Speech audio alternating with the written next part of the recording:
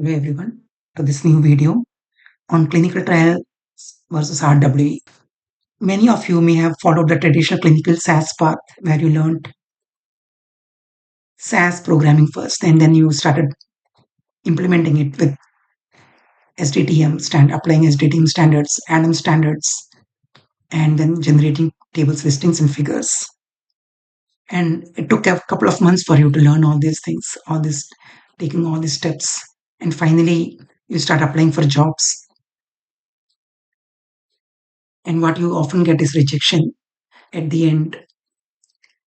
What you feel is dejection. There are so many candidates. The reality is very different from what it was in the past. But today there are more SAS procedures candidates than the available jobs. Every training institute in clinical SAS teaches the same curriculum, and the market is overcrowded.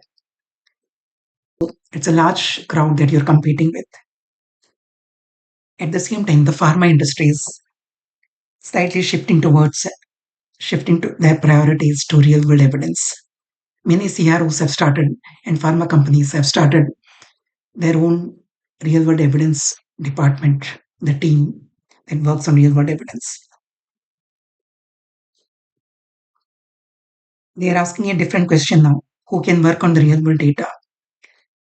We have candidates who can work on controlled trial data that was captured as a part of clinic randomized controlled trials or phase 4 trials as well. But there are not many people who can work with large databases, large data sets. And what is real world data? Real world data is like EHR records, electronic health records are there. It is your patient data when you go to a hospital on a routine clinical care. It's not a part of research. It's a part of the routine clinical care where we go to a hospital and we go to collect our vitals. The nurses collect our vitals and we go to a doctor. He or she gets us diagnosed and then provides a treatment, the medications, and then we get the medicines filled and also sometimes lab results. So all this data put together become electronic health records. And those who have an insurance, when you claim your insurance, that is the insurance company pays for you, then you generate a claims data. It contains all your diagnosis codes, the procedures that you underwent, the medications that you took during the hospital admission, the number of days of stay, and the expenses covered during the stay, etc. All these things are captured by the claims data. We have this large data. It is a data coming from every patient who visits the hospital, and sometimes the same patient visits multiple times. Now, if you're collating the data from different hospitals, entire hospitals from a country, so you can imagine, the same patient, multiple records, because he may visits multiple times throughout. It's a longitudinal data, the data that is captured over a period of many decades. Now, with these large data sets, imagine how many times we ourselves visited hospital.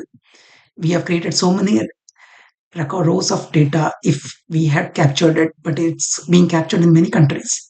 And all this data is available to be analyzed, and they need some real-time, real-world evidence experts who can analyze this data.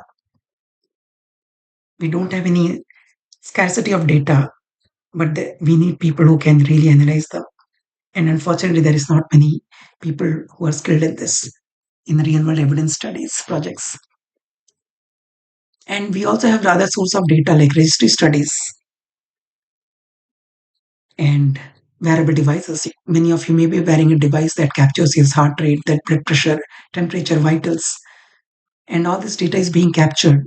If it's such a large data, and eventually, as time progresses, this will only increase. And health surveys, National Institute of Health publishes their surveys, and patient-reported outcomes, quality of life surveys. So all this data is available, and again, people are needed to analyze them. We also look at how clinical trials are slightly different from RWE. Clinical trials tells us how treatment works under perfect conditions. You look at all, you make it perfect. You control all the covariates, but we don't know how it works in real world conditions. In the real world, patient may be taking different medicines.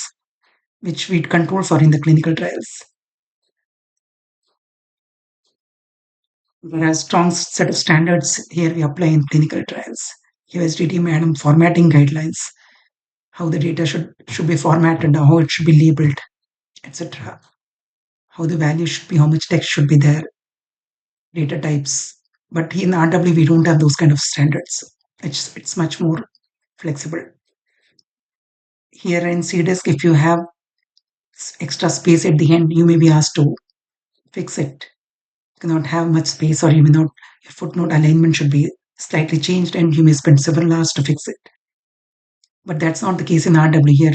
Cosmetics or the appearance is much less important. If it is character or numeric, it's okay as long as the values are correct and accurate.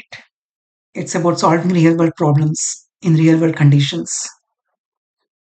And even it's being used in clinical trials now. Instead of control arm, it's synthetic control arms are used.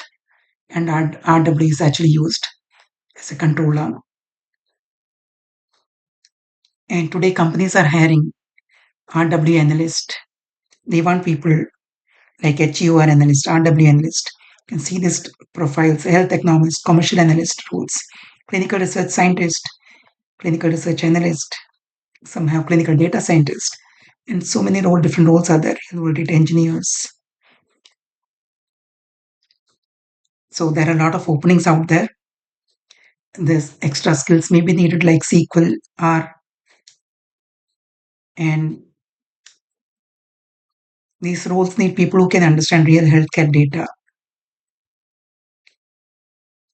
who can think beyond SDTM and ADaM, and a willingness to expand your breadth of knowledge. So if you have been stuck for several months or even years after learning clinical SAS, RW training is just another skill that can help you. It's your way into a less crowded and fast growing career path. And one advantage is that even with RW skills, you can also get a job in clinical trials because many CROs are looking for people with RW skills so that they can also get projects in RW. They already have enough people with clinical trial skills. But if there is somebody who is also having RW skills, then they can help the CRO also to start a new team, RW team. No doubt clinical trials is very important.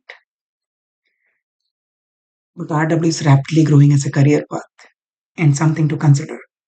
If you like this video, please like and subscribe. Thank you.